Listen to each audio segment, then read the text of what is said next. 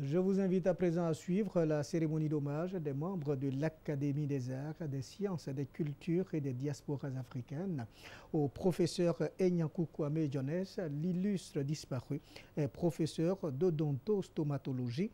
Le professeur Enyankou est décédé à 70 ans.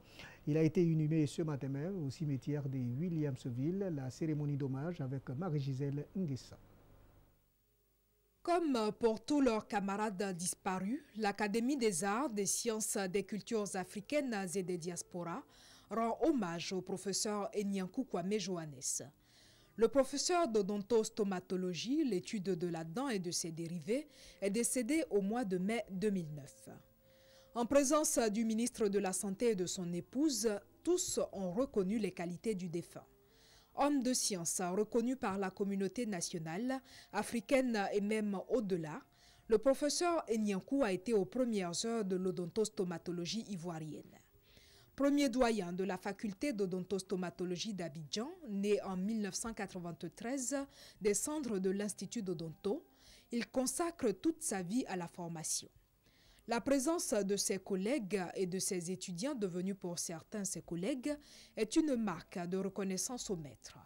Le maître des maîtres, comme l'a souligné le professeur Nguessan Thomas dans son oraison. Mais ce grand scientifique est resté accessible. C'est un monsieur qui est humble. Comme tous les grands hommes scientifiques, sous cette humilité, on voit transparaître l'homme de science véritable. Même son de cloche chez le professeur Asikofi, doyen de l'UFR. Il était un homme ouvert et sa maison était ouverte.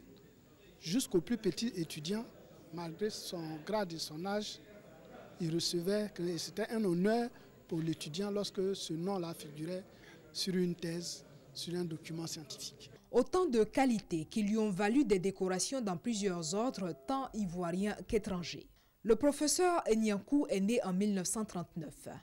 Il part donc à l'âge de 70 ans, laissant derrière lui une veuve et 4 enfants et une académie dont la présence en son sein le rend immortel.